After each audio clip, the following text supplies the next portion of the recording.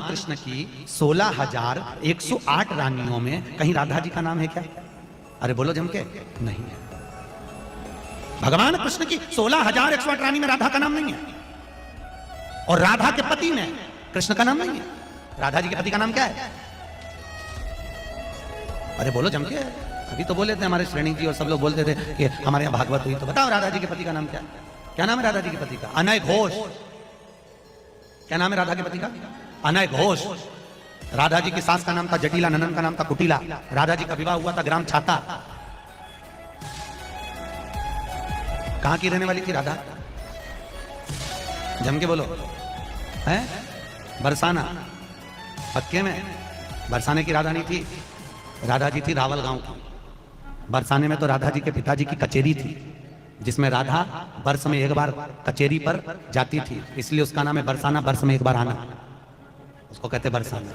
भोली भाली किशोरी को ऐसा मत समझ लेना, उनके जन ऐसे हैं कि तुम्हारे सर्वनाश करने में बिल्कुल समर्थ हैं। एक संकल्प में न तो लोक लायक रह जाएगा न परलोक लायक रह जाएगा, पक्का। ये हम वृंदावन से गर्जना करें, महारानी जी के विषय में बोला तो न लोक लायक, देख लेना, सभा में कह रहा हूं, देख लेना, न लोक लायक रह जाएगा न परलोक लायक रह जाएगा। जो श्री जी के विषय, श्री जी को क्या जानते हो? हमारी स्वामिनी, हम उन्हीं से जीते हैं, उन्हीं में वास करते हैं, हम में रहते हैं, हम उनमें रहते हैं। क्या समझते हो तुम? श्री जी के विषय में बोलने के लिए बहुत होश से बोलना। जहां श्री कृष्ण महावर रचते हैं वो हमारी श्री जी हैं। अभी तुम किस राधा की बात करता है? अभी जाना कहां राधा को? राधा को जान जाएगा तो आंसुओं से वार्ता होती है, वाणी से मुंह खो जाती, कौन रस बाढ़े जहां बोली बोली भारी। और सुनो, कह रहा है कि वृषभानुपुर बरसाने में श्री जी की उपस्थिति नहीं हो तो कभी कभी, और यहां क्या कह रहे? यत् प्रादुरस्त्र कृपया वृषभानुगे स्यात् किंकरी भवतमेव ममाभिलाषा। जो प्रकट हुई वो सदा प्रकट है। लाडली जो महल में नित्य विराजमान नेत्र है, उसके कभी गया बरसाने? देखा है कभी श्री जी को? राधा बाबा ने देखा तो बात कर रही थी श्री जी, राधा बाबा बात कर रहे थे, और जितने प्रेमी जन उनसे श्री जी बात करी। क्या जानते हो तुम? कैसे तुम्हें बताऊं ये हृदय की बात कि हमारी लाडली जो क्या है?